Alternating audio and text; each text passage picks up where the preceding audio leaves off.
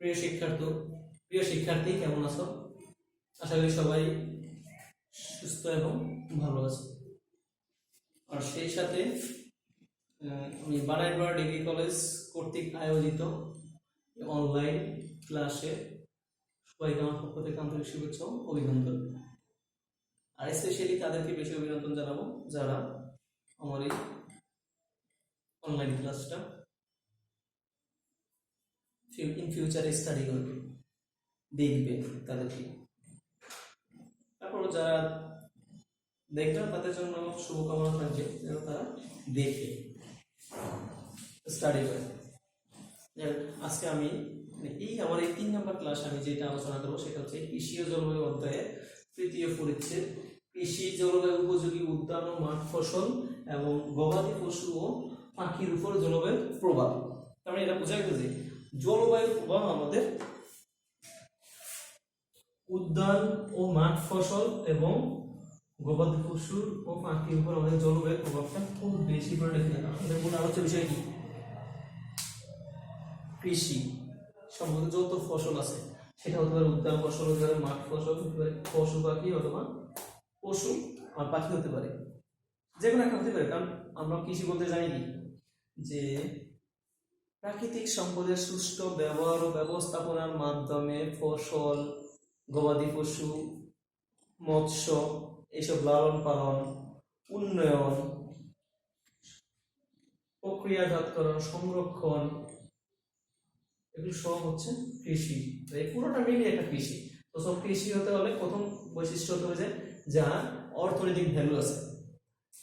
আমরা যাকে যাকে সব কিছু আমরা কৃষি অন্তর্ভুক্ত করতে পারবো। যার অর্থনৈতিক ভ্যালু আছে, ভ্যালু বলতে এটা যে আমরা এইটা থেকে কি পাবো, যদি আমি এটা পালন করি কিংবা চাষাবাদ করি তাইলে আমি এটা ইন ফিউচার বিক্রি করে এটাকে আমি স্বাবলম্বী হতে পারবো, কিংবা এর মাধ্যমে বেশ কিছু লোকের কর্মসংস্থানের সৃষ্টি হতে পারে, এরকমটা কিছু। আর এর বাইরে এর ব্যতীত যেটা থাকবে সেটা কৃষি নয়। বুঝা গেছে? তাহলে যার ইকোনমিক ভ্যালু থাকবে সেইটাই কৃষি, সেটা যে কিছু হতে পারে। যদি কৃষি হতে হলে আমার একটা কথা আছে যে এটাকে আমরা চাষাবাদ করতে হবে, কিন্তু একটা চাষাবাদ নাই হতে পারে যদি মাছ তো আমরা চাষ করি কিন্তু এটা কাল্টিভেশন করি কিংবা যত্ন নেই, লালন পালন করি। এই যে গরুর খামার, এটা তো আমরা চাষাবাদ করি, লালন পালন করি, তাই এটাকে কৃষি না? অবশ্যই কৃষির অন্তর্ভুক্ত। বুঝা গেছে? ওই যে গবাদি পশু পালন, বুঝা গেছে? তাহলে আমরা যেটা বলছি যে কোন অঞ্চলের কৃষি ব্যবস্থা সেই অঞ্চলের আবহাওয়া জলবায়ুর উপর নির্ভরশীল। এটা বুঝো যে আবহাওয়া জলবায়ু, তাহলে আবহাওয়া জলবায়ু উপাদানগুলো সবগুলো জানা আছে তো নাকি? এই জলবায়ু উপাদানগুলো সব এইগুলোর উপরে কৃষি নির্ভরশীল। তাহলে যদি কোনো একটা সামগ্রিক ঘাটতি দেখা দেয় তাহলে আমাদের কৃষি সামগ্রিকভাবে না হোক কিছু সময়ের জন্য হলেও ব্যাহত হবে। যেমনটা হয়ে থাকে আমাদের দেশে, তোমরা অবশ্যই লক্ষ্য করে থাকো যে যখন যেই সময় বৃষ্টি বেশি হয়, যেই বর্ষা মৌসুমে কিংবা বর্ষার শুরুতে বৃষ্টি বেশি হলে হয় আমরা আউশ ধান পাই না, কিংবা যদি রবি মৌসুমে বৃষ্টি হয় তাহলে আমাদের রবি মৌসুম আমরা পাচ্ছি না, বড় মৌসুমে বৃষ্টি না হলে আমরা বড় মৌসুম পাই না। কারণ তখন দেখা যাচ্ছে সবার পক্ষে সেচ দেওয়া সম্ভব না। বড় মৌসুম তো মূলত আমাদের সেচ নির্ভর, একদম শুরু থেকে শেষ পর্যন্ত চারা বীজতলায় বপন করা থেকে শুরু করে হারভেস্টিং এর আগ পর্যন্ত আমাদেরকে সেচ দিতে হয়। বুঝা গেছে? তাহলে এই যে সেচ দেওয়াটাও কিন্তু আমাদের বড়োর জন্য গুরুত্বপূর্ণ। আর সেটা হচ্ছে তাপমাত্রা। এবার কথা আছে যদি সেচ দেওয়ার বড় মৌসুমে যদি তাপমাত্রা অ্যাকচুয়ালি সময় দিবাদেরকে বেশি থাকে, এই জন্য বেশি পরিমাণে সেচ দিতে হয়। আর সেচ ছাড়া আমরা বড় দেওয়ার কথা কল্পনাই করতে পারি না। আর কেন আবহাওয়া, আর সেক্ষেত্রে আবহাওয়া জলবায়ু, ফসল উৎপাদন, কৃষি কাজ, গবাদি পশু পাখি, মৎস্য পালন, পশুচারণ, বনভূমি, বনজ সম্পদ, শিল্পের কাঁচামাল উৎপাদন, শিল্প কারখানা, কুটির শিল্প স্থাপন প্রভৃতি, এমনকি শ্রমিকদের কর্মক্ষম পরিবহন ব্যবস্থাপনার অত্যন্ত সুপ্রসারী ভূমিকা রাখে এই যে সব কিছু। তাহলে আবহাওয়ার জলবায়ু আমাদের মোস্ট ইম্পর্টেন্ট। আর এইগুলোর সাথে যতগুলো যা বললাম সবগুলি আবহাওয়া জলবায়ুর উপর নির্ভরশীল। ধরে নাও যদি ইনকেস আজকে বৃষ্টি হয় তাহলে আমাদের লেবাররা মাঠে কিংবা যে লেবার সে কাজ করতে পারছে না, তাইলে তার লাইফ তো আবহাওয়া জলবায়ুর সাথে সম্পর্কিত না। বৃষ্টি হলে সে কাজ করতে পারছে না, তার মানে সে বেকার, আর এটা আবহাওয়ার জলবায়ুর উপর নির্ভর করে। হ্যাঁ, এই জন্য দেখে থাকো যাদের কি বলবো আশেপাশের অবস্থা, মানে যেসব লোকগুলো দরিদ্র, যারা লেবার, তারা সবাই বলে যে মনে মনে হইলেও চায় যেন বৃষ্টিটা না হয়। উপরওয়ালার কাছে বলে যে বৃষ্টিটাও যেন আজকে দিনের বেলা না, বৃষ্টিটা হয় হোক রাত হোক, দিনে যেন না হয়। ঠিক সেই ওয়েতে আমাদের ফার্মাররাও বলে যে যখন আমার বৃষ্টি দরকার ছিল 100 সেন্টিমিটার, যখন 150 সেন্টিমিটার হয়ে যাবে তখন এটা খুব ক্ষতিকর। সে এইটুকু হইলে এনাফ, এইটুকু হইলে আমাদের ফসল উৎপন্ন হয়। কিন্তু যখন এটা 150 হয়ে যেতে, 50 বেশি হয়ে গেলে এটা ক্ষতিকর, বুঝা গেছে? তখন এই লেভেল ক্রস করে ফেলবে। ঠিক সেম ওয়েতে যে কোনো কিছুই বেশি ভালো না, বুঝা গেছে? আর আবহাওয়া কি, জলবায়ু এটা তো তোমাদের জানা হয়েছে। সো সেক্ষেত্রে আমরা এবার জানবো যে মাঠ ফসল আর উদ্যান ফসল কি, এটুকু জানি।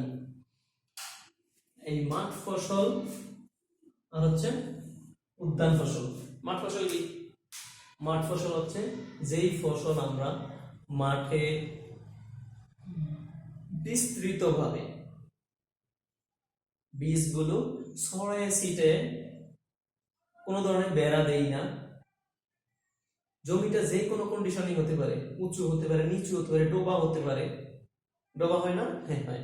হাওর অঞ্চল কেমন? হাওর অঞ্চলে এই বর্ষার সময় যেই এমন ধান ওরা কাল্টিভেশন করে যেটা পানি বাড়ার সাথে সাথে ওদের হাইট বেড়ে যাবে, তাহলে কি ওটা হাওর কি ডোবা না? এইটাই, যে যেটা বিস্তৃতভাবে মানে ব্রডলি অনেক বিশাল এরিয়া নিয়ে, কোনো নির্দিষ্ট এরিয়া নেই। মাঠ, বিল, যেটাকে মাঠ বলে অথবা বিল বলে, সেখানে কোনো এরিয়া আছে নির্দিষ্ট, 100 একর হোক, 2000 একর হোক, পুরোটাই। আর এখানে যে ফসল চাষ করে সেটা কোনো ধরনের ব্যাপকভাবে বিস্তৃত হবে। যে কোনো জমিতে জমির বীজ বপন করে ছিটাইয়া কিংবা রোপণ করে হতে পারে ডিপলিং এ।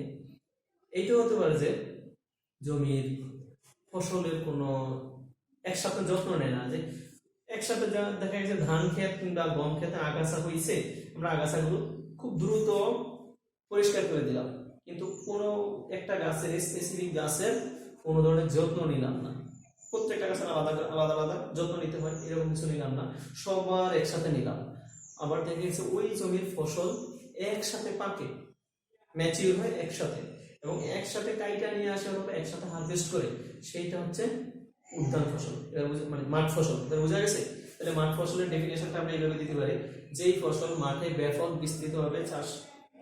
বিস্তৃতভাবে চাষ করা হয়, এর কোনো ধরনের প্রত্যেকটা গাছের কোনো ইন্টেন্সিফিকেশন, মানে কি বলবো, ইন্টেন্সিভলি কেয়ার নিতে হয় না, মানে আলাদা আলাদা যত্ন নিতে হয় না। ফসলগুলো একসাথে পাকবে এবং একসাথে হারভেস্ট করে নিয়ে আসবো, সেগুলোকে আমরা বলো মাঠ ফসল। আর এখানে আরেকটা আছে, মাঠের পাশে বেড়া দিতে হয় না, অত দরকার হয় না, যত্ন নিয়ে দরকার হয় না। যেমনটা ধান, গম, এগুলো যত্ন নিতে হয় না। আমরা ছিটিয়ে রেখে আসলাম, কিছুদিন পর 2-4 দিন পর গিয়ে মাঠে রেখে আসলাম, আগাছা এলো, আগাছা তুলে নিলাম, বেশ, দেন হারভেস্ট করতে পারলাম। এটা হচ্ছে মাঠ ফসল। আর উদ্যান ফসল, এক্সাম্পল হচ্ছে উদ্যান ফসলে মনে করো যে যেই ফসলগুলো খুব যত্ন সহকারে উঁচু জমিতে বেড়া দিয়ে, এবং প্রত্যেকটা গাছের আলাদা আলাদা যত্ন নিতে হয়, এবং ওই গাছের ফসল গুলো সব একসাথে হারভেস্ট করা যায় না, বিভিন্ন সময় হারভেস্ট করতে হয়, সেগুলোকে উদ্যান ফসল বলে। বুঝা গেছে? এটা হচ্ছে উদ্যান ফসল। এক্সাম্পল হচ্ছে ওই যে আমাদের যত ধরনের ফল আছে, ফুল আছে, এগুলো সব উদ্যান ফসল। এর ভিতরে একটা ফসল আছে আলু, গোলা আলু। বুঝা গেছে? কারণ গোলা আলু কিন্তু আমরা মাঠের পাশে বেড়া দেই, প্রত্যেকটা গাছের যত্ন নেই বলতে গেলে, খুব যত্ন সহকারে কিন্তু গোলা আলু চাষ করি, যেন যত্নের জন্যই কিন্তু গোলা আলুকে উদ্যান ফসল বলা হয়, আর কিছু না। কারণ উদ্যান ফসল ছিল অ্যাকচুয়ালি মাঠ ফসলের। পরবর্তীতে যখন দেখলো যে উদ্যান ফসলকে আমাদের এত যত্ন সহকারে নেওয়া লাগে, সেহেতু উদ্যান ফসল আমাদের আলু উদ্যান ফসল হয়ে গেল। বুঝা গেছে? আর সেই ক্ষেত্রে বোঝাই গেল। আর উদ্যান ফসলগুলো ম্যাক্সিমাম গুলো কখন হয়? উদ্যান ফসল ম্যাক্সিমাম যে রবি মৌসুমে, ওরকম স্পেসিফিকেশন খুব একটা নেই বলে চলে, কারণ ওই রবি মৌসুমে উদ্যান ফসল হয়, খরিফ মৌসুমে উদ্যান ফসল হয়। বুঝা গেছে? যেখানে যে খরিফ 1 এতে খরিফ ওয়ানে আইসা আমরা আম কাঁঠাল এগুলো পাই, তাই না?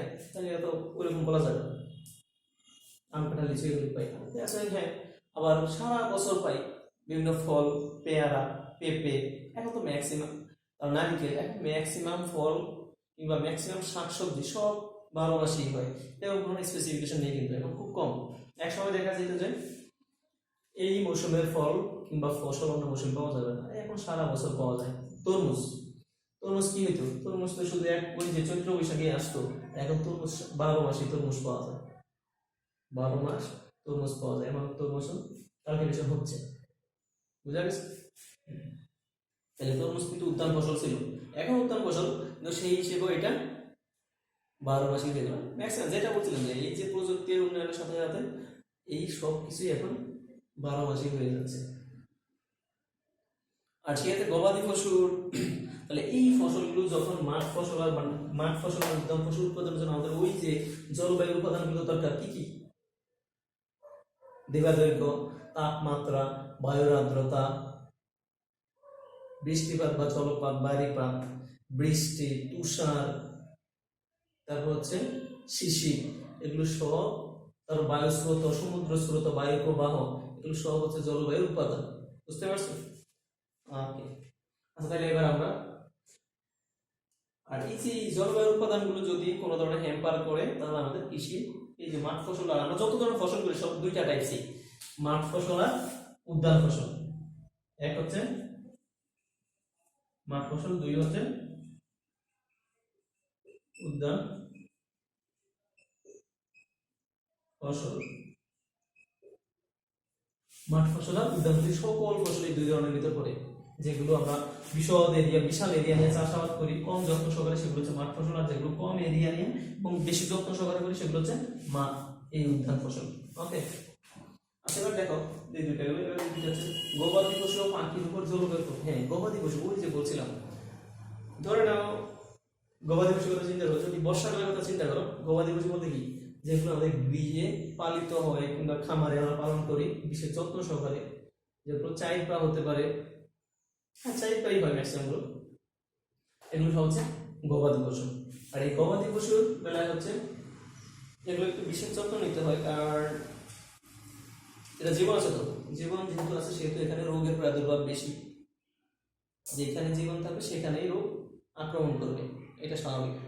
তো সেক্ষেত্রে গবাদি পশু দেখা যাচ্ছে বর্ষার সময় কথা, বেশ কিছু রোগ আছে যেগুলো বর্ষার সময় বেশি দেখা দেয়। আর যদি কম যত্ন সহকারে যে জিনিসটা লালন পালন করা হয়, সেইটা কিন্তু বেশি রোগ আক্রান্ত হওয়ার সম্ভাবনা থাকবে। কারণ আলটিমেট গোল হচ্ছে কি, আমাদের আলটিমেট গোল হচ্ছে আমরা ফিনান্সিয়ালি বেনিফিটেড হব এই এগ্রিকালচারের মাধ্যমে। সেক্ষেত্রে কি মাঠ ফসল, উদ্যান ফসল, গবাদি পশু আর পাখি লালন পালনের মাধ্যমে। সো আমাদের যদি আমরা লালন পালন করতে গিয়ে যদি আমাদের কোনো ধরনের হ্যাম্পার করে, দেখা যাচ্ছে 10টা পশু আছে, একটা মারা গেল, তাই না, আমাদের একটু হলে হ্যাম্পার করবে নাকি? আর যেহেতু পাখিগুলো আছে, এইগুলোর বেলাও দেখা যাচ্ছে বেশি বৃষ্টিপাত কিংবা আর্দ্র কন্ডিশন, পাখির বেলা সবচেয়ে বেশি হয় যে বৃষ্টিপাত বেশি হলে বাসা বাড়ি আর্দ্র হয়ে যায়, তাই না, এগুলো বিভিন্ন ধরনের রোগ ব্যাধি অ্যাটাক করে। যেমন কবুতরে কিছু রোগ হয়, তারপরে যে কবুতর পাখি, হাঁস মুরগি যাই হোক, এই যেগুলো আর্দ্র হলেই রোগ ধরবে, ঠিক সেম এইভাবে তো গবাদি পশুর বেলাও ঠিক সেম টাইপের। যদি তুমি আর্দ্র হয়, এই যে বর্ষার সময় একটা রোগের প্রাদুর্ভাব, খুরা রোগ বলে, খুরার মাঝখান দিয়ে একটা রোগ হবে, আর এইটাই বর্ষার সময় বেশি হয়।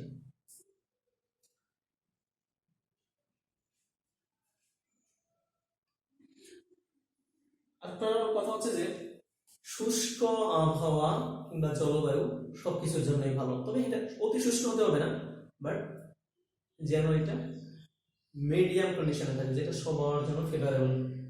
এটা হলে সকল ধরনের পশু বলো আর পাখি বলো, মাঠ ফসল সবার জন্য ভালো হবে। বুঝে গেছে? আর সেই সাথে আমাদের এই লেসনটা শেষ হয়ে গেল, আমরা একটা লেসনে যাই।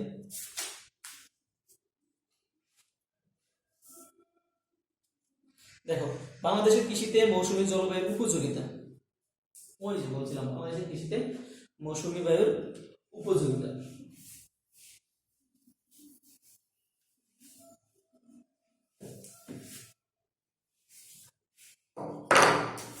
এটা হচ্ছে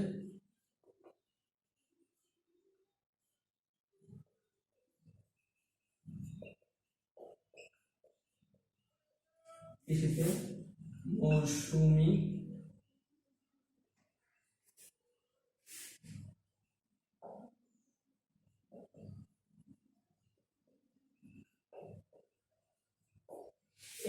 এইটুকু হচ্ছে একটা টপিক যে বাংলাদেশ কৃষিতে মৌসুমী বায়ুর উপযোগিতা কি। হ্যাঁ, মৌসুমী বায়ু হচ্ছে যেটা ওই যে বললাম কোন মৌসুমে কোন ঋতুতে কোন ধরনের বায়ু প্রবাহিত হয় সেটা হচ্ছে মৌসুমী বায়ু। শীতের সময় এক ধরনের বায়ু প্রবাহিত হয়, গ্রীষ্মকালে এক ধরনের বায়ু, শরৎকালে এক রকমের। এখন কোন বায়ুটা কোন ফসলের জন্য বেশি বেনিফিটেড, উপকারী, সেগুলো আমাদের জানতে হবে, ঠিক আছে। আর কোন ফসলের জন্য কোন ধরনের বায়ু দরকার সেগুলো আমাদের জানতে হবে। যে আমার এই অঞ্চলে এই রকমের বায়ু প্রবাহিত হয়, সো আমার এই অঞ্চলে ওই বায়ুতে কোন ফসল ভালো উৎপন্ন হবে সেইটা আমাকে জানতে হবে। আর এইটি হচ্ছে উপযোগিতা। আছে কৃষি উদাহরণ, বাংলাদেশের প্রধান প্রধান কৃষি ঋতু তিনটে, যেমন রবি নভেম্বর টু ফেব্রুয়ারি, খরিফ 1 আর খরিফ 2। খরিফ 1 হচ্ছে মার্চ টু জুন আর খরিফ 2 হচ্ছে জুলাই টু অক্টোবর। রবি ঋতুতে বাংলাদেশের উত্তর পূর্ব দিক থেকে মৌসুমী বায়ু হিমালয় পর্বতে দেখেন, উত্তর পূর্ব দিক থেকে হিমালয় পর্বত থেকে ঠান্ডা বায়ু নিয়ে আমাদের দিকে প্রবাহিত হয়, এই জন্য প্রচন্ড শীত অনুভূত হয়। আর এই সময় যেই ফসলগুলো এই টেম্পারেচারে গ্রো করতে পারবে সেইগুলো এই সময় ভালো হয়, বুঝা গেছে। আর সেম ওয়েতে খরিফ 1 আর খরিফ 2 এর বেলায় সেই কথা হচ্ছে উল্টা। রবি মৌসুমে যখন হিমালয় পর্বত দিক থেকে এদিকে আসে, আর এটা হচ্ছে সমুদ্র দিক থেকে হিমালয় পর্বতমুখী হয় সবসময় বায়ুটা, তখন দুইটার জন্য দুই রকম টেম্পারেচার বিরাজ করে। কিন্তু দেখবা যে খরিফ 1 আর খরিফ 2 তেই কিন্তু মানে শীত নেই বললেই চলে, উষ্ণ আবহাওয়া থাকে। সেই ক্ষেত্রে একরকম ক্রপ চাষ করা হয়, রবি মৌসুম হয়েছে একরকম ক্রপ চাষ করা যায়। আর এই সময় খরিফ ঋতুতে বাংলাদেশের দক্ষিণ পশ্চিম দিক থেকে মৌসুমী বায়ু প্রবাহিত হয়, কারণ দক্ষিণ পশ্চিম দিক থেকে যেইটা আসবে সেই বায়ুর ধরন হচ্ছে একরকম, আর যেটা পূর্ব উত্তর দিক থেকে আসবে সেই বায়ুর ধরন তো দুইটা আলাদা হওয়াটাই স্বাভাবিক, বুঝা গেছে। কারণ এই দিকটা হচ্ছে ওপেন, দক্ষিণ পশ্চিম দিকটা হচ্ছে ওপেন, এই দিক থেকে উষ্ণ বায়ু প্রবাহিত হবে। আর উত্তর পূর্ব কর্নার থেকে যে বায়ুটা আসবে সেটা হচ্ছে ঠান্ডা বায়ু প্রবাহিত হবে দক্ষিণ দিকে, বুঝা গেছে। সো এই সময় এই দুই কন্ডিশনে দুই রকম ফসল চাষাবাদ হয়, বিদায়ী এই দুইটার দুই রকম নাম দেওয়া হয়েছে, রবি মৌসুম আর খরিফ মৌসুম। ওকে,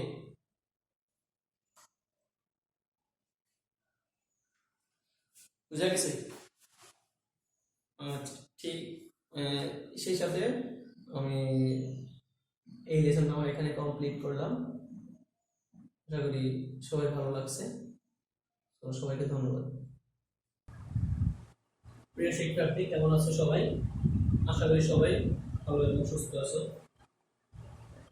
আর বানাইবার ডিগ্রি কলেজ কর্তৃক আয়োজিত অনলাইন ক্লাসে আজকে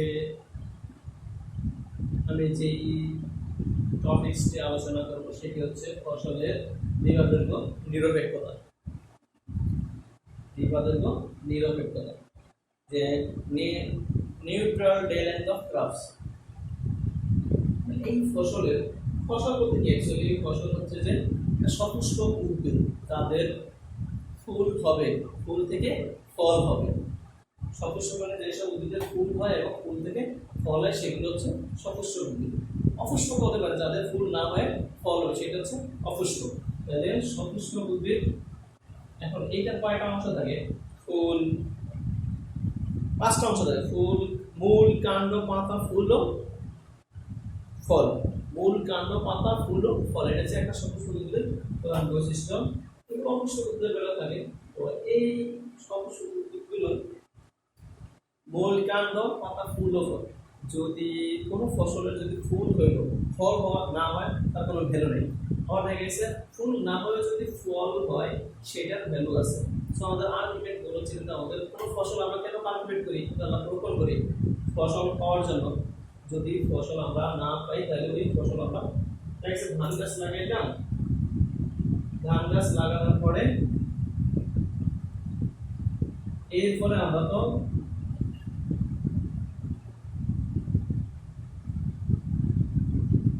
এটা পাবো, দেখা গেছে আমরা কাঙ্ক্ষিত, এখান থেকে এটি কাঙ্ক্ষিত, এই ধান গাছ লাগাইলাম এইটা পাবো, এটা আমাদের কাঙ্ক্ষিত। তাই এখানে কি আছে দেখো, রুট আছে, এই ফুলের ভিতরে কিন্তু এর কাণ্ড আছে, কাণ্ড হচ্ছে এটা, ফুল আছে, দেন এটা এক সময় ফুল হয়েছে, ফুল হওয়ার পর ফল হয়েছে, ফলটা কিন্তু পানি, ঠিক আছে। শাখা প্রশাখা, পাতা, এই যে একটু জানা আছে, এগুলো সব হচ্ছে পাতা, এই যে পাতা। তাহলে পাতা, পাতা কি দেওয়া দরকার? পাতা হচ্ছে সালোক সংশ্লেষণ দরকার। আমরা গাছ লাগাই না, গাছে পাতা থাকলো না, তাহলে আলটিমেটলি কি আমাদের ফসল আসবে? যদি পাতা না থাকে তাহলে আমাদের কখনোই ফসল আসবে না। বুঝা গেছে? যেসব এই ফসলটা তো অ্যাকচুয়ালি এই পাতারই সালোক সংশ্লেষণের ফল। ওরা যত বেশি সালোক সংশ্লেষণ করতে হবে তত বেশি ফসল উৎপন্ন হবে, আর সেই জন্য দরকার কি? ওই যে দিবাদৈর্ঘ্য। বুঝা গেছে? দিবাদৈর্ঘ্য এই জন্য দরকার, সালোক সংশ্লেষণের জন্য দরকার দিবাদৈর্ঘ্য। আমি প্রিভিয়াস একটা ক্লাসে বলছিলাম যে দিবাদৈর্ঘ্য সালোক সংশ্লেষণের মাত্রা বাড়ায় কমে। যদি দিবাদৈর্ঘ্য বেশি থাকে সালোক সংশ্লেষণ বেশি হবে, দিবাদৈর্ঘ্য কম থাকলে সালোক সংশ্লেষণ কম হবে। বুঝা গেছে? আর এই সালোক সংশ্লেষণ থেকে আমরা যে খাবারটা হয় সেইটাই আমরা খাই। তাহলে ধানের কি খাই? এন্ডোস্পার্ম, এন্ডোস্পার্ম, যেন ভিতরে যে চাল কিংবা যেটা খাই সেটা হচ্ছে এন্ডোস্পার্ম। বুঝা গেছে? এন্ডোস্পার্মটাই। আর এই যে ফসল উৎপাদনের জন্য যেটা দিবাদৈর্ঘ্য রিলেটেড, এটা প্রথম আবিষ্কার করেন, মানে প্রথম পর্যবেক্ষণ করেন ডব্লিউ.এইচ. গার্নার এবং এইচ.এ. অ্যালার্ড। এরা সবাই আমেরিকান বিজ্ঞানী, এই জন্য এদেরকে এটা জনক বলা হয়। আর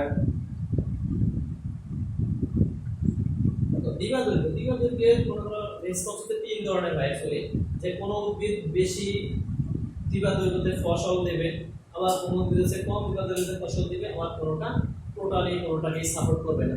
হতে পারে না এরকম হয়তো? সেইগুলো হচ্ছে কি?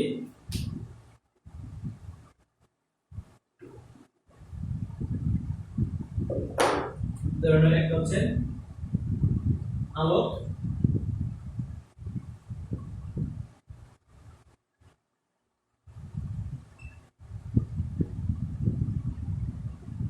বেদনশীল অবলিক বড় দৈর্ঘ্য।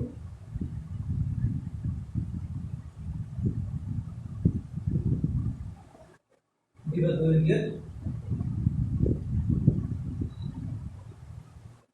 উদ্ভিদ। দুই নম্বর হচ্ছে ওই যে আলোক অসংবেদনশীল।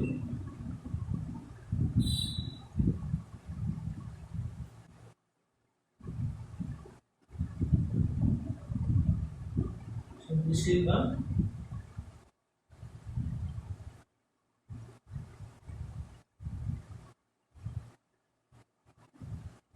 দিবা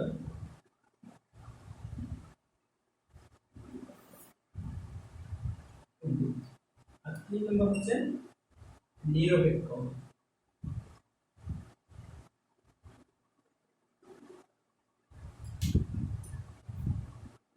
এইটার কোনো সম্পর্ক নেই এদের সাথে। বুঝা গেছে? যে আলোক সংবেদনশীল বা বড় দিবাদৈর্ঘ্যের উদ্ভিদ বলতে বোঝায় যে যাদের ফুল বা ফল ধারণ করার জন্য বেশি দিবাদৈর্ঘ্যের দিনের দরকার হয়। মানে তাইলে বোঝা যাচ্ছে যে সকল উদ্ভিদের রাতের দৈর্ঘ্যের চেয়ে দিনের দৈর্ঘ্যটা একটু বড় হবে, সেই সব ফসলগুলো এই সময় এই যে বড় দিবাদৈর্ঘ্যের উদ্ভিদ বলে পরিচিত। বুঝা গেছে? তার মানে এটা আমরা এগুলো বলতে পারি যে সকল উদ্ভিদের ফুল বা ফল ধারণের জন্য বেশি দিবাদৈর্ঘ্যের প্রয়োজন হয় কম রাত্রি দৈর্ঘ্যের চেয়ে। বুঝা গেছে? ধরে নাও রাত্রি দৈর্ঘ্য যদি হয়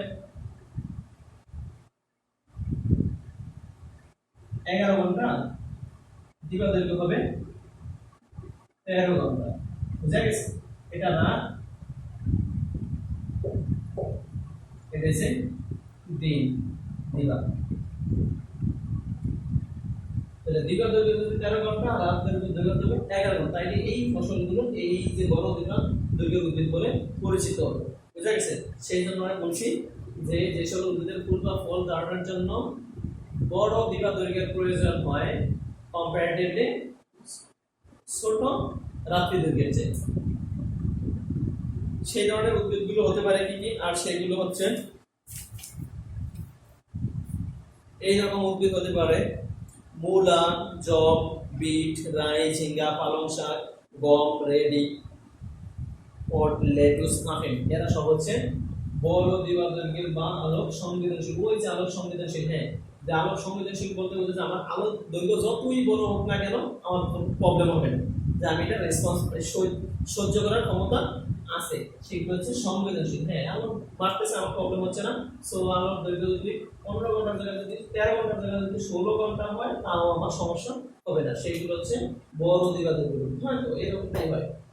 এরকম আছে, দুই একটা এক্সাম্পল আছে।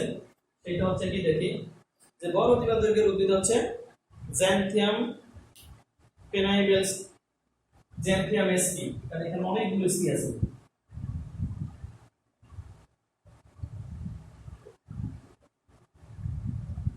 জ্যান্থিয়াম এসপি এটা হচ্ছে বড় দ্বিবার্ধকের উদ্ভিদ, বুঝা গেছে? তার মানে এইটার আলোক দৈর্ঘ্য 16 ঘন্টা, তাহলে 16 ঘন্টা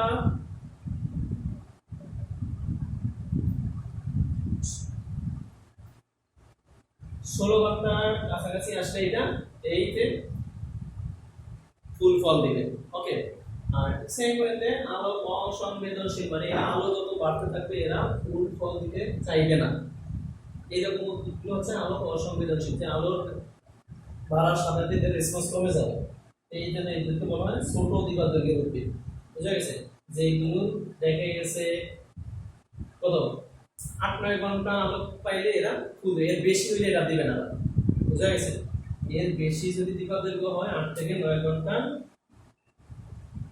এর বেশি হইলে এটা আবার ফুল দিবে না। এই জন্য বলছে এটা ছোট দ্বিবার্ধকের উদ্ভিদ, মানে কম দ্বিবার্ধক কম। যেমন শীতের দিনে যে ফসলগুলো হয় সেগুলো ম্যাক্সিমাম গুলো 8-9 ঘন্টার বেশি হয় না, আরো কম হয়।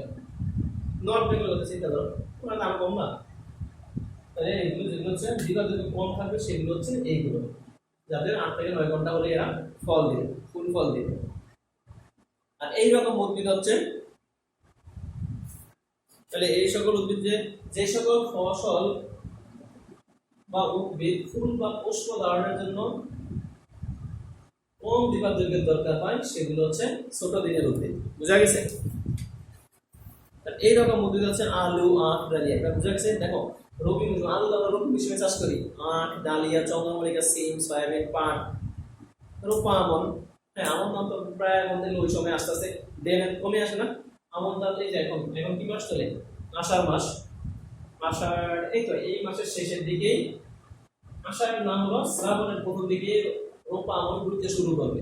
তাহলে এগুলো যখন বড় হতে শুরু করবে তখন ডেলেন আস্তে আস্তে কমে আসবে। কারণ আমরা ওই যে একটা শব্দ শিখছি বাংলায়, যে শ্রাবণ কি ভাদ্র মাসের পর থেকে দিনের দৈর্ঘ্য কমতে শুরু করে, বুঝা গেছে?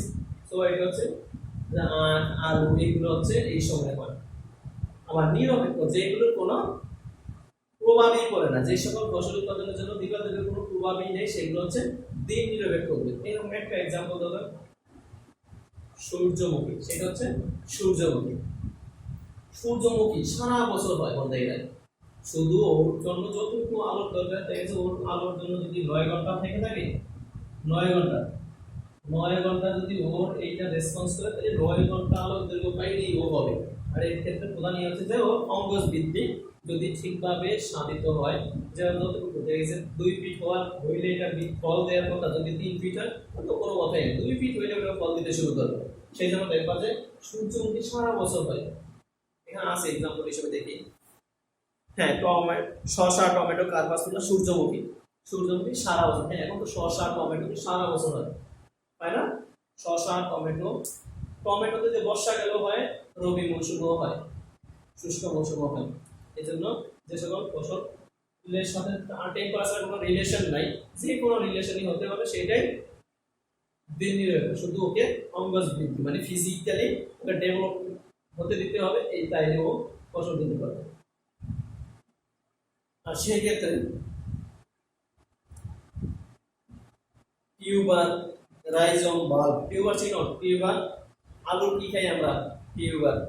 রাইজম আদা, রসুন এগুলো খাই, রাইজম আঙ্গুর, ফিঙ্গার। আর বাল্ব কিসের? বাল্ব হচ্ছে পেঁয়াজ। এগুলো সব আমরা এই যে এগুলো মানে দীর্ঘ একটু কোনো নিয়ে নেই, সারা বছর হইতেছে, দেখছো সারা বছর হয়। এখন আদা রসুন আলু তো কি বলবো যে মেটে আলু আছে, গোলাল তো অনেক কিন্তু এগুলো আছে আমার কিছু সারা বছর হতে পারে। তো সবচেয়ে বেশি হয় রাইজোমটাই বেশি হয়, আদা রসুন আদা আর হচ্ছে হলুদের। আর এগুলো হ্যাঁ এগুলো এই যে ডেন এন্ড কমেডিয়া এশিয়ান এগুলো এমন ভাবে ইয়ে করছে এখন এখন সারা বছর অন্য দেশে সারা বছর কালটিভেশন করা হয়। আর এখানে উল্লেখযোগ্য একটা কথা হচ্ছে যে ধানের আলোক সংবেদনশীলতা বলতে বোঝায়, ধানের আলোক সংবেদনশীলতা টপিকস আছে।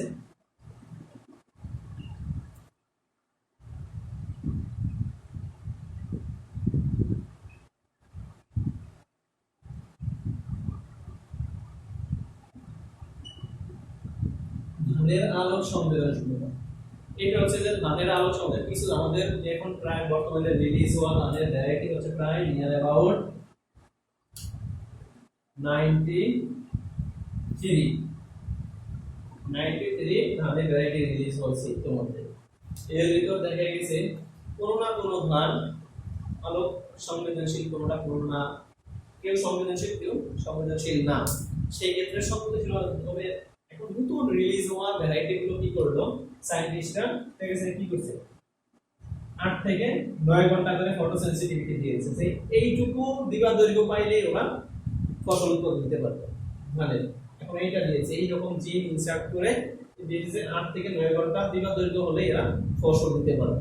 সো এই জন্য দেখা গেছে তবে আগের প্রিভিয়াস ভ্যারাইটি গুলো ছিল কিছু যে এই সেন্সিটিভিটি ছিল যে 10-12 ঘন্টা লাগতো, যেমনটা হয় না ওই যে আমার মৌসুমে যে ধানগুলো হয় গরম মৌসুমে সেগুলো হয় না, রবি মৌসুমে মানে ওই গরম আউশ মৌসুমে সেগুলো হয় না, যেগুলো গরম মৌসুমে হয় ঠিক এরকম। এখনকার নতুন ভ্যারাইটি গুলো যেগুলো রেডি আছে সেগুলো সব দেখেছে এভারেজ এইরকম দিয়ে আছে যে এই কয় ঘন্টা দিবা দৈর্ঘ্য পাইলে এরা ফুল ফল দিবে, ফুল ধারণ করবে, দেন ওখান থেকে ফল আসবে। বুঝা গেছে? আর সেই ক্ষেত্রে আমরা এটা আলোক সংবেদনশীলতা বলতে পারি ধানের যে এভারেজ হলে এইটুকুই হয় যে এই কারণটা আলো পাইলে এরা এখন ধান উৎপাদন করতে পারবে, ফল ফুল দিবে, দেন এখান থেকে ফল আসবে। আর সেই ক্ষেত্রে আরেকটা হচ্ছে বুঝতে পারছো ধানের আলোক সংবেদনশীলতা হচ্ছে যে কতটুকু সময় আগে যে একটা এভারেজ মানে 9 ঘন্টা টেম্পারেচার দিবা দৈর্ঘ্য পাইলে 9 ঘন্টা দিবা দৈর্ঘ্য মানে এটা ফুল দিবে আর ধানের ফুল আসবে লাস্ট এডিসে ধানের এইটুকু নড়বে সংবেদনশীলতা ইফেক্ট। কিন্তু এই ধান বলছে সাথে একটা শব্দ অ্যাড করেছে ধান, যে বলছে ধানের বেলায়, তাহলে গমের বেলায় কত হতে পারে? হ্যাঁ নতুন নতুন ভ্যারাইটি যেগুলো রিলিজ হয় সেগুলো সব মনে রাখতে হবে। এই এভারেজ মনে রাখুন 10 ঘন্টা বেশি কাউকে দেবে না, 10 ঘন্টা বেশি কাউকে দেবে না, সবাইকে 8 থেকে 9 ঘন্টা লাগে, কারণ যাতে আমরা সেই জন্য সারা বছর ধরে কিন্তু ফসল যে কোনো ফসল সারা বছর চাষ করতে পারি। আর আগের গুলো ছিল দেখা গেছে কোনোটা হয়তো মনে করেন 10 ঘন্টা আর কোনোটা লাগতো 15 ঘন্টা, তো ছয়টা বিশাল না। তো এই ক্ষেত্রে দেখা গেছে এখন এভারেজ সব 8 থেকে 9 ঘন্টা করে দিয়ে যাচ্ছে, 8 থেকে 9 ঘন্টা সারা বছর এই সব সময় থাকে, এই জন্য প্রবলেম হয়। এর জন্য সারা বছর আমরা ধান না যে কোনো ফসল এখন সারা বছর চাষ করতে পারি। বুঝা গেছে? যদি ধানের পরিবর্তে যদি এখানে গমের হয়, যে গমের আলোক সংবেদনশীলতা ঠিক সেম কথাগুলো লিখবা, জাস্ট ধানের পরিবর্তে গম বসিয়ে দিয়ে। ওকে,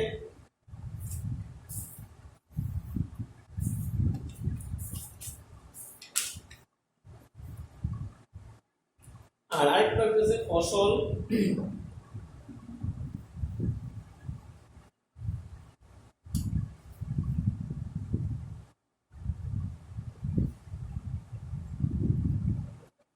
ফসল বা উদ্ভিদের পুষ্পায়নে আলোক সংবেদনশীলতার গুরুত্ব। ফসলের পুষ্পায়নে ফসল বা উদ্ভিদের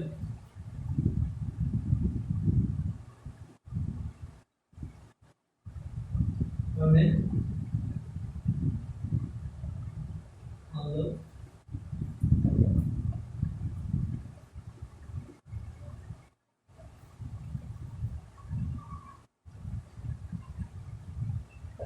গুরুত্ব। দেখো এটা হচ্ছে ফসল বা উদ্ভিদের পুষ্পায়ন আলোক সংবেদনশীলতা। আমরা আলটিমেট আমাদের কাজ হচ্ছে যে আমরা যে ফসলটা লাগাবো সেইটা থেকে আমরা ফসল ধান গাছ লাগাইছি, গম গাছ লাগাইছি, এখন কি হয়েছে ধান, এবং দুইটাই আমরা হারভেস্ট করে নিব। তো এগুলোর মাঝখানে কি হতো, পুষ্পায়ন তো অবশ্যই দরকার। যদি ধান গাছ লাগিয়ে রাখলাম কিন্তু পুষ্পায়ন মানে ফুলই আসে না, তাহলে তো আমার লাভ হয় না। গম গাছ লাগিয়ে রাখলাম পুষ্পায়ন এলো না, আম গাছ লাগিয়ে রাখলাম ফুলই আসলো না। তাইলে আমাদের আলটিমেট গোল হচ্ছে যে আমাদের পুষ্প ফুল হইতে হবে, ফুল হইলে তো আমরা ফল পাবো নাকি। তাইলে এই জন্য ফুল ধরার জন্য এর সাথে এই যে আলোক সংবেদনশীলতা গুরুত্বটা, যে আলোক সংবেদন, ওই যে আমরা একটা কথা বলছিলাম না 8 থেকে 9 ঘন্টা, হ্যাঁ 8 থেকে 9 ঘন্টার মধ্যে যে কৃষিতে ফটো পিরিয়ডিজম, পুষ্প আলোক সংবেদনশীলতা, এটা ইংরেজি হচ্ছে ফটো পিরিয়ডিজম। কতটুকু দিবাদৈর্ঘ্য হইলে এটা ফুল বা ফল ধারণ করতে পারবে একটা উদ্ভিদ, আর সেইটার জন্য কোন কোন ফ্যাক্টর গুলো কাজ করবে এগুলো হিসাব করতে হবে। আমার টেম্পারেচার বেশি, গাছের ফুলও বেশি আসছে, তাহলে কি হবে, টেম্পারেচার যদি ওই টেম্পারেচারে যদি ওই ফুল টিকে থাকতে না পারে তাহলে ফুল নষ্ট হয়ে যাবে। ঠিক সেই ওয়েতে আমের যখন ফুল আসে তখন যদি অতি কুয়াশা হয়, দু একদিন যদি বৃষ্টি হয়, কুয়াশা আমের মুকুল বা ফুল নষ্ট হয়ে যায়। তো এটা দেখো টেম্পারেচার অনেক বিশাল একটা থাকে। টেম্পারেচার বেশি হলে আর্দ্রতা কম থাকে, আর্দ্রতা কম হলে টেম্পারেচার, আর্দ্রতা বেশি হলে আমের কথা বললাম যে যখন কুয়াশা বেশি হবে কিংবা ফগ থাকবে তখন আমের ফুল নষ্ট হয়ে যাবে। এই জন্য আলোক সংবেদনশীলতা এখানেই গুরুত্বপূর্ণ। যখন কুয়াশা থাকে তখন দেখো যে হয়তো দিনের দৈর্ঘ্য কত, এই এভারেজ 8 থেকে 9 ঘন্টার চেয়ে কমে 4 থেকে 5 ঘন্টা হয়ে যায়। এটা হচ্ছে আমের সময়, শীতের সময় এটা ঘটেই, আর নর্থ বেঙ্গলে এটা হয় এভারেজের দিকে সারা দিনও তারা 2 ঘন্টা আলোর দৈর্ঘ্য দেখতে পারে। ওখানে যে আলো মানে আমের ফুল টিকবে কিভাবে, ঠিক এই জন্য বলছে যে এটা কতটুকু এই বোঝানোর কাজ হচ্ছে যে এই যে বায়ুমণ্ডলে মানে জলবায়ু যে উপাদানগুলো সবগুলো এর সাথে রিলেটেড, বোঝা গেছে। আর যদি এইগুলো অ্যাভেলেবেল, এই যে কম্পোনেন্ট গুলো মানে জলবায়ুর যে উপাদানগুলো যদি অ্যাভেলেবেল না হয় তাহলে কোনো ফসলই উৎপন্ন হবে না ঠিক মতো।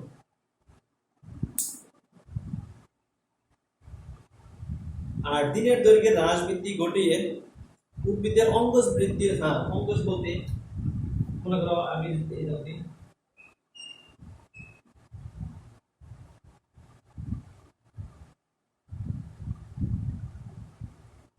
অঙ্গজ একটা আদা, একটা আদা, এগুলো আছে আদার রাইজোম। আমি যদি এইটুকু ক্রাইটেরিয়া লাগাই তাহলে নতুন একটা আদা পাবো। কারণ তোমরা দেখছো যে আদা হলুদ এগুলো হচ্ছে সব মানে পাতা, এগুলো হচ্ছে ফ্লেশি লিফ থাকে, দেখবা পাতায় গায়ে কিছু শুকানো শুকানো ইয়ে থাকে, এগুলো লিফ সব, এগুলো লিফ, কিন্তু এগুলো বৃদ্ধি হয় না, বৃদ্ধি হয় সবসময় উপরের গুলো। আর এইগুলো যখন একটু তুমি আইটা এখানে তো আই থাকে, চোখ থাকে, দেখবে এখানে চোখ থাকে, এগুলো কাইটা যখন লাগাবা তখন এটা নতুন একটা নতুনভাবে বংশ বিস্তার করতে পারে। আর এইগুলো যখন অঙ্গজ বংশবৃদ্ধি ঘটবে মানে বৃদ্ধি পাবে, অঙ্গজ বলতে এই যে পাট লাগানো, এই জন্য এটাকে অঙ্গজ বলছে, যে কিছু অংশ কাইটা লাগানো, শরীরের কিছু অংশ কাইটা লাগানো সেটাকে অঙ্গজ বলা হয়। আর এগুলো যখন বৃদ্ধি পায় বা এই বৃদ্ধির জন্য দেখছে টেম্পারেচার এই ধরো যে এভারেজ নিয়ে আসছে 8 থেকে 9 ঘন্টা করে নিয়ে আসছে সবাই, বুঝা গেছে। আর এই ক্ষেত্রে দেখা গেছে যে আমরা কি করি বিজ্ঞানীরা, যেই ফসলগুলো 3 থেকে 4 বছর হইলে আদা অথবা হলুদের ভালো ফসল পাওয়া যায়, এখন সেইগুলো কমে নিয়ে আসছে মনে করো 1 বছর কিংবা 2 বছরে নিয়ে আসছে, একটু সেম তার চেয়ে বেশি ফসল হয়, বুঝা গেছে। এই যে আলোক সংবেদনশীলতা এগুলো কমে নিয়ে আসছে, যে অন্তত 3 থেকে 4 বছর তাকে আমি চাষ করার চেয়ে 1 বছর 2 বছর যদি তার চেয়ে বেশি ফসল উৎপন্ন হয়, সেটা বিজ্ঞানীরা হিসাব করে নিয়ে আসছে যে কতটুকু লাইট হলে অঙ্গজ বৃদ্ধি ঠিকভাবে ঘটবে, বুঝা গেছে।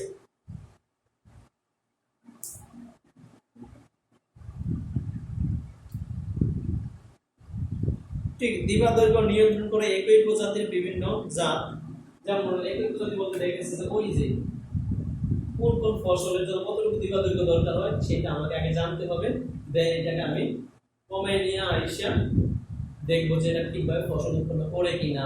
যে এই কয়েক ঘন্টায় দরকার ছিল কত 10 ঘন্টা, যদি আমি 8 ঘন্টায় নিয়ে এসে দেখে যদি 8 ঘন্টায় এটা ফুল দেয়, ঠিক আছে, যদি এবার যদি 10 ঘন্টায় ফুল দেয় ঠিক সেম যদি 8 ঘন্টা এরকম দিতে, তাহলে আমি 8 ঘন্টাটা করবো। তাহলে 8 ঘন্টায় যদি হয় তাহলে আমি এমন জিন করবো, যেমন ভাবে এগুলো মডিফিকেশন করবো যে সারা বছর ক্যালকুলেশন করা যাবে, সারা বছর কিন্তু এভারেজ 8 থেকে 9 ঘন্টা করেই থাকে সূর্যালো, এর বেশি থাকে না। বুঝা গেছে? সো এই জন্য ফসল বা উদ্ভিদের পুষ্পায়ন আলোক সংবেদনশীলতার গুরুত্ব অপরিসীম। তো আজকে এই পর্যন্তই, আর সবাইকে সুস্থ থাকার জন্য যা যা করা, যেভাবে সুস্থ থাকো সেইটুকু করবা সবাই।